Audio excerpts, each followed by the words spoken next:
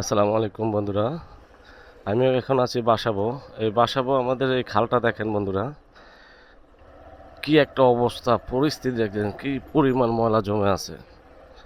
এটা কোনো কথা? এই খালটি যদি সংস্কার না করা হয়, যার কারণে বৃষ্টি বাদল আসলে এই প্রত্যেকটা বাসা বাড়ির ড্রেনেজের লাইন কিন্তু এখান দিয়ে পানি চলাচল করে। দেখেন ময়লার স্তূপ পড়ে আছে পুরা। আর আমরা মানুষ কত খারাপ, প্রচুর ময়লা ফালাই এগুলোর ভিতরে। আমাদের কিন্তু ময়লার গাড়ি আছে ময়লা ফালানোর জন্য, তারপরে মানুষে ফালায় না। দেখেন কি একটা অবস্থা বাসাবোর। এত সুন্দর একটি খাল,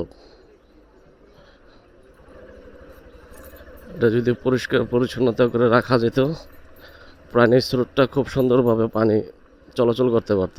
এই ময়লার কারণে এই পানিগুলো চলাচল করতে পারে না। এই পাশে হলো ওই পাশে হলো গোরান, এই পাশে হলো বাসাবো। দেখেন বন্ধুরা কি একটা অবস্থা। আর এই যে দেখেন, এই যে এরকম যদি হতো পানির স্রোতটা, তাহলে অতি দ্রুত পানিগুলো নেমে যেত।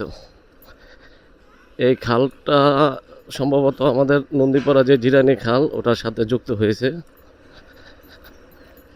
কত সুন্দর, এখানে দেখেন পানিটি পরিষ্কার, কোনো ময়লা নাই। ওদিক দিয়ে সব ময়লা যে আটকে আছে। সিটি কর্পোরেশনের কাছে অনুরোধ জানাচ্ছি, অবশ্যই এটা এই খালটাকে সংস্কার করার অনুরোধ জানাচ্ছি, কারণ এখান দিয়ে প্রচুর ময়লা আসে।